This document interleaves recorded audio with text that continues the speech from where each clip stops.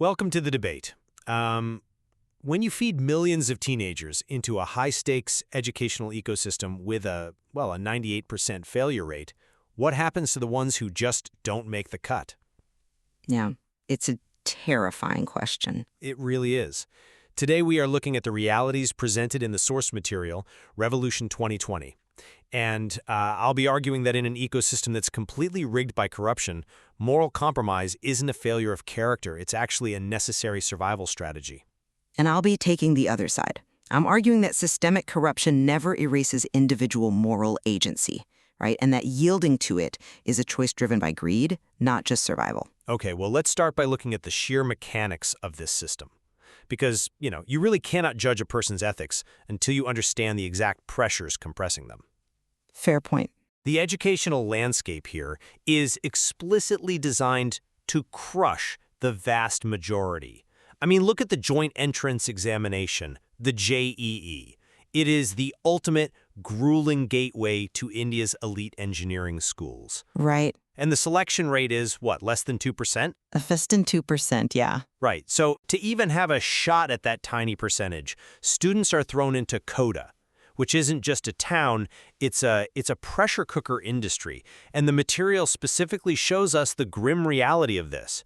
We hear about a student named Manoj Datta who rented Gopal's exact room in CODA and actually hung himself from the ceiling fan after failing the exam. It is incredibly dark. It is. For the 98% who fail, the only alternative is a private college sector that is entirely controlled by liquor barons and politicians. It is a racket. I mean, I see why you think that, but let me give you a different perspective. Hold on, just let me finish this thought. When Gopal's father dies, leaving him literally drowning in debt from medical bills and coaching fees, Gopal's decision to ally with MLA Ramanlal Shukla to build his own college, Gangatech, it isn't some malicious supervillain scheme. You don't think so? No. It is a desperate, rational adaptation. It is a bid for survival in an ecosystem that only speaks the language of extortion. Okay, but you're painting this picture of absolute determinism, right? Like Gopal had literally no other choice. But you're ignoring the counter-evidence living right next door to him. You mean Raghav? Exactly. Raghav's journey fundamentally proves that merit and ethical agency still exist within this exact same geography. Raghav completely bypasses the quota machine. He stays in Varanasi, puts his head down, and secures an all-India JEE rank of 1123. Sure, but Wait, he proves you don't need to feed yourself into the meat grinder to succeed. And furthermore, he uses his platform at the university, the BHU Comp magazine, to expose institutional corruption rather than participate in it. right, he writes articles. Which matters. Gopal's descent into bribery and extortion wasn't some desperate survival tactic. It was a calculated voluntary surrender to his own jealousy. I mean, he wanted to be a big man to bridge the massive status gap between himself and Raghav. Specifically to win over RT. Exactly, to win the affection of their mutual friend, Arti. He threw his morals out the window not to survive, but to conquer. Well, let's actually dig into the mechanics of this so-called meritocracy before we elevate Raghav as the gold standard. You look at CODA, and you see a place where I guess people just need to study harder? That's part of it, yes. I look at institutes like Bansal, Resonance, and Career Path, and I see a system that functions less like a school and more like a predatory venture capital firm. A venture capital firm? Yes, they take on hundreds of thousands of students, fully knowing 98% of them will fail, but the exorbitant tuition fees of those failures are exactly what subsidizes the massive marketing campaigns built around the 2% who actually succeed. I'm sorry, but I just don't buy that. Let me tell you why. They offer a service, right? The sheer difficulty of the exam isn't the fault of the coaching centers. It is absolutely their fault when they deliberately engineer an environment of profound psychological inequality. I mean, look at the GEMS batch. The group of extra meritorious students? Right. The coaching centers identify the top tier early on. They give them the best teachers, air-conditioned rooms, intensive support, while the remaining students are just crammed into overflowing classrooms with subpar instruction. The losers are quite literally funding the illusion of meritocracy. I wouldn't call it an illusion. This isn't an educational system, it's a financial extraction machine. Gopal's father, Baba, he spends his entire life savings and takes on usurious loans just to pay the career path fees. Yeah, it's a heavy burden. And when Gopal falls short, he isn't just disappointed. He is left with absolutely nothing but crippling debt. The system bankrupted his family before he even had a chance to start his adult life. Of Coda. The material doesn't shy away from the psychological devastation. We see it vividly with characters like Pratik. The quitter. Right, he becomes a quitter, spending his days drinking old monk rum at the chow and chai shop. He is completely paralyzed by the realization that his parents' life savings have been, well, incinerated for a statistical impossibility. The emotional weight is crushing, But what? But the existence of that pressure doesn't mean meritocracy is entirely dead, nor does it mean failure is purely the system's fault. The infrastructure is entirely built on exclusion. How can you claim it's a functional meritocracy? Because the system only breaks those who actively lose their focus and abandon the legitimate path. Oh, wow. Hear me out. Gopal didn't fail the JEE solely because the system was rigged against him. He failed because he stopped doing the work. That's a bit harsh, isn't it? It's in the material. He became obsessed with RT's budding relationship with Raghav. He stopped doing his daily practice sheets. He started drinking with Pratik. Gopal even admits to himself that he lost his grip. Right, he got distracted. Raghav, facing the same monumental odds, stayed focused. It is incredibly difficult, yes, but writing it off as a predatory venture capital scheme severely undermines the agency of students who actually put their heads down and do the work. The tragedy of Coda is real, but it is not a blanket excuse for moral failure. You're isolating Gopal's distraction from the psychological pressure cooker that produced it, though. But okay, let's follow the thread of cause and effect here. If Coda is the machine that extracts the 2%, where does the exhaust go? What happens to the 98%? They have to look for alternatives. Right, and this is where the true, terrifying nature of the ecosystem reveals itself. Let's talk about the private college sector. They aren't a safety net. They are predators waiting at the bottom of the cliff for the students who fall. Just look at the career fair at the Dr. Sampuranand Sports Stadium. It is a chaotic scene, certainly. It's not just chaotic. It's a bazaar selling fake dreams. You have rival private college owners, Jyoti and Mahesh Verma, literally engaging in a fistfight.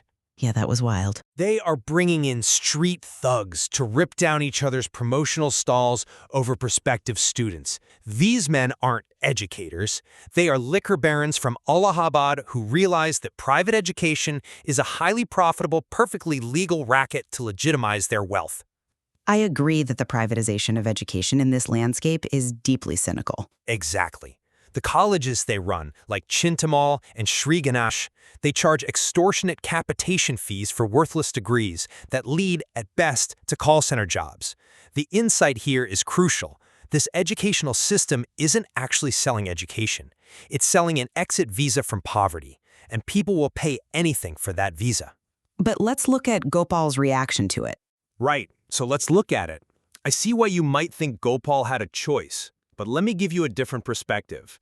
When the legal educational system is already a mafia, how can you condemn Gopal for playing by its rules? Because he didn't have to play. To get Ganga Tech off the ground, Gopal has to navigate approvals via 72 lakhs in bribes. He has to pay off a Nagar Nigam, the local municipal corporation, and national educational regulators, like the UGC and the AICTE. It's a staggering amount of money. 72 lakhs is an unimaginable multi-generational fortune for a middle-class Indian family. The gatekeepers of society are demanding briefcases of cash just to review a basic building plan. Gopal isn't inventing corruption here. He is simply speaking the only language this ecosystem understands. I'm sorry, but I just don't buy that. Let me tell you why. You are conflating adapting to a corrupt system with actively weaponizing it. Weaponizing it? Yes. Participating in this environment is fundamentally a choice, and we have to look closely at the mechanism of how Gopal establishes this college. He doesn't just quietly pay off regulatory hurdles. He actively, enthusiastically embraces the violence of the local underworld. Okay, but he needed the land to build the college, and that land was rightfully his, tied up in a protracted, bad faith legal dispute by his uncle, Kansham. Rightfully his, perhaps. But look at the mechanism of acquisition. Gopal allies with MLA Shukla. Who has the power to get things done? This is a politician whose associates pour goat's blood on balconies and slash furniture to send a message. Gopal uses these loan sharks and goons to violently extort his uncle out of their 15 acres of land for mere 8 lakhs. Which was still money. That is a fraction of its actual market value. He brings terror into his own family to secure his capital. Wait, help me understand the mechanics here, because I think this is where the moral lines blur a bit. Gopal builds Gangatech. It is explicitly incorporated as a non-profit trust, right? Yes, on paper. So if it's a non-profit educational institution, how are Gopal and the MLA actually making millions off of it? How does that loophole work? And, doesn't the fact that it provides education count for something? Well, that nonprofit label is the ultimate cynical loophole. And the consultant Betty explains exactly how it works in the material. A trust cannot legally declare a profit, so the trustees siphon the cash out through inflated expenses. So they pay themselves. Exactly. Gopal and the MLA set up shell companies that they secretly own to provide construction, catering, and transport to the college. They charge the trust exorbitant rates, effectively funneling the students' tuition money directly into their own pockets. Wow. They take kickbacks from contractors. They accept massive amounts of black money and unrecorded cash for admissions quotas. Gopal isn't just surviving a corrupt system to build something noble. He has become its apex predator. He is building an institution on extortion, systematic fraud, and money laundering. That is an active, enthusiastic moral surrender. But let's contextualize why he takes that extreme route. We have to look at the crushing weight of Gopal's internal and external reality at the exact moment he makes this pivot. Okay, let's look at it. You mentioned the uncle, Ghanshyam. This is a man who dragged out a property dispute for 12 years, watching Gopal's father literally choke to death on a respiratory illness because the family couldn't afford the surgery. Then his father dies, leaving an ocean of debt. It's tragic, yes. I want to bring us to the funeral pyre at Manikarnika Ghat. While Gopal's mourning his father, loan sharks physically threaten him. Right, the guys from the Coaching Institute loans. One is holding a teacup, the other is holding a Coke, and they casually, cheerfully tell him they will take his life, or specific body parts, if he doesn't pay up. When loan sharks are threatening your life at your own father's funeral, doesn't the luxury of ethics just disappear? Ethics are for people who aren't in imminent danger of being murdered over debts they didn't even accrue. Now, a listener might hear about those loan sharks at the funeral and think, of course Gopal had to pay them off by any means necessary. And I agree. You agree? That is undeniably a moment of profound trauma and desperation. I do not minimize the horror of that scene at the Ghat. But let's separate clearing a debt to survive from deciding to go into business with the very mafia that threatened you. They offered a way out. If we analyze the sequence of events, survival was the initial catalyst, but it was not the sustaining motivation. Once the debt was cleared, Gopal didn't step back, he accelerated. The underlying driver quickly morphed from survival to deep-seated status anxiety. Status anxiety? I mean, the momentum of building the college requires continuous capital and political protection. You can't just step off the ride once the MLA is involved. You can, but Gopal explicitly chooses not to. Look at what he admits to himself and to Shukla. When the MLA asks him if he wants to be a big man, Gopal has a revelation. He realizes that being a nobody, meaning someone without a top-tier degree or immense wealth, means losing RT to Raghav. Well, Artie is a huge factor. Why does this lower-tier degree cause him such a visceral anxiety? Because in this specific cultural context, engineering isn't just a career path. It determines your social standing, your familial honor, and your marriage prospects. RT is the fulcrum. So he feels he has to level up. Gopal associates moral goodness and romantic worthiness entirely with systemic success. Raghav has the elite IIT BHU tag, Raghav is the intellectual holding court at the canteen. Gopal feels fundamentally inferior. He actively embraces corruption to artificially bridge that status gap. He wants to buy his way into being a big man, because he thinks that's the only way to be worthy of RT. It is deeply psychological, yeah. But is it artificial if it works? I mean, the meritocratic path failed him, so he finds an alternate path to status. Let's look at the contrast in their paths.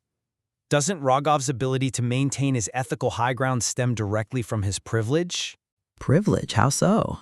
Raghav cracked the JE. He has the immense social capital of being an IIT BHU student. He has the luxury of worrying about cockroaches in the university kitchen because he isn't worrying about loan sharks breaking his legs. That's a bit of an oversimplification. Is it? It's very easy to refuse horse trading in a student election when your actual life and financial ruin aren't on the line. Raghav's ethics are a luxury afforded by his success. Gopal's corruption is a tax levied on his failure. Calling it a tax levied on his failure is incredibly fatalistic. Let's actually look at how they fight their respective battles. Raghav doesn't just rest on his privilege. He runs for the position of general secretary in the university elections and loses. Because he wouldn't play the game. Exactly. Why does he lose? Because he absolutely refuses to engage in horse trading with the other hostiles. He insists on fighting fair, believing that if you compromise your integrity to win, the victory is meaningless. But he still has his IIT status to fall back on. Meanwhile, Gopal, conversely, takes a 10 lakh rupee bag of cash to bribe Sinha at the Nagar Nigam just to get his agricultural land rezoned for commercial use. Raghav uses his magazine to expose the unhygienic hostel kitchens, trying to clean up the institution from within. Gopal is busy setting up shell companies to defraud his own students. Gopal is trying to buy status, while Raghav is trying to earn it through consistent, difficult integrity. But if we look at the macro level, what does it say about the landscape that to succeed ethically, you must be in the top 2%? It says it's flawed. Absolutely. The system literally forces the remaining 98% into this gray market of private colleges, capitation fees, and bribes. The entire infrastructure of Gangatech, from the UGC inspectors taking envelopes of cash just to give an inspection date, to the vice chancellors demanding cuts for university affiliation, it illustrates that corruption isn't an anomaly here.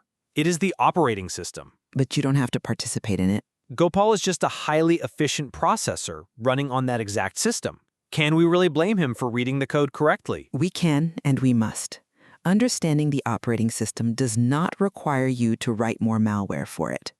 Yes, having the IIT tag provides Raghav a platform, but it absolutely does not insulate him from the temptation of corruption. What temptation? Raghav could easily use his status to secure a lucrative, quiet life. He has a highly coveted corporate job offer from Infosys waiting for him. It would be the easiest thing in the world to take it. Right, the safe corporate route. Instead, he chooses the difficult, contentious, remarkably unglamorous path of investigative journalism. He interns at a local newspaper and writes articles that are deemed too radical because he refuses to toe the political line. His ethical agency requires constant, active choice. It is not merely a byproduct of comfort. But let's challenge what that ethical agency actually produces in the real world. Gopal's actions, cynical as they are, secure a future, not just for himself, but arguably for the local economy. MLA Shukla explicitly points out that Gangatech will bring development. Development built on fraud. But it brings infrastructure, jobs, and an educational alternative to Varanasi. It's a tangible asset to the city, despite the kickback-heavy way it was built. Sometimes to build something substantial in a deeply flawed world, you have to get your hands dirty. I disagree entirely. The pristine ethics Raghav clings to might write compelling magazine articles, but do they pour concrete? Do they employ professors? Do they provide an alternative for the thousands of students who, like Gopal, were chewed up and spat out by the quota machine? Building a campus on a foundation of extortion does not legitimize the institution. It merely institutionalizes the extortion. How can an engineering college produce ethical, competent professionals when its very inception required the violent intimidation of family members and massive payouts to corrupt regulators? It gives them a degree they wouldn't otherwise have. The students who enroll at Gangatech are just stepping on to another rung of the exact same corrupt ladder you criticized at the beginning. Gopal isn't providing a genuine alternative. He's just diversifying the racket. Right. Look at how Gopal's choices ultimately isolate him. Even as he gains wealth and builds the college, he becomes entirely disconnected from genuine human relationships. Well, he does lose touch with RT. For over a year, when he shows up at Raghav's graduation party, surrounded by students celebrating legitimate achievements, he feels entirely out of place. He has the money, he has the building, but he has fundamentally hollowed himself out. He realizes his degree isn't the same. Exactly. He realizes that a degree he can print himself doesn't carry the weight of the one Raghav actually earned. The tragedy isn't just that the system is corrupt. It's that Gopal allowed the system's corruption to become his own internal compass. I mean, I'd argue it's a tragedy born of necessity. Education here is not a noble pursuit of knowledge. It is a brutal transaction for societal status and economic survival. The coaching centers commodify hope. The private colleges commodify failure. Gopal just stopped being a consumer and became a supplier. But by becoming a supplier of a corrupted commodity, he forfeits his right to critique the system. He becomes the very darkness he once suffered under. That is why Raghav's presence in the narrative is so vital. To show the contrast? Yes. Raghav demonstrates that even within a transactional, highly commodified landscape, a person can choose to deal in truth. Raghav's journalism, his insistence on fighting fair, on exposing the rot, shows that ethical fortitude shines brightest precisely when the system is at its darkest. The system may try to crush you, but it cannot force you to become the crusher. Which brings us to the fundamental divide in how we view this landscape. We're looking at an ecosystem that functions on a 98% failure rate. It is a system so rigidly structured around exclusion and so heavily gated by corruption that it forces individuals into pragmatic, albeit dark, corners just to survive. From your perspective, yes. Right. For someone like Gopal, operating in a world requiring millions in bribes and functioning on physical intimidation, moral compromise isn't a failure of character. It is the ultimate, necessary strategy for survival, an advancement in an unforgiving reality where traditional ethics simply do not apply. And while the systemic flaws are glaring, predatory, and deeply troubling, they do not ultimately excuse personal corruption. The descent into bribery, extortion, and fraud is a choice. As we've seen, it is often driven more by status anxiety and personal resentment than mere survival. True ethical agency, as demonstrated by Raghav's unwavering commitment to integrity and truth, remains possible and essential. It is the only way to ensure that the individual isn't entirely consumed by the systemic rot. What we definitely converge on, though, is the stark reality of the educational landscape portrayed in this material. It is a deeply troubled, highly commodified space that exerts terrifying psychological and financial pressure on young minds. Oh, absolutely. There is immense value in examining this world through multiple lenses. Understanding the suffocating pressures that forge pragmatists like Gopal, while simultaneously recognizing the vital importance of the ethical fortitude displayed by people like Raghav. Absolutely. The tension between these two paths, the pragmatic surrender to the system versus the ethical resistance against it, is what makes this examination so compelling. It forces us to ask uncomfortable questions about our own limits and the choices we make when the safety nets are removed. There is so much more to explore within this material, and we encourage you to delve into it and form your own conclusions about the true cost of ambition. Because at the end of the day, when you are standing before a massive, relentless system designed to break you, you have to decide, what parts of yourself are you willing to let it pulverize, and what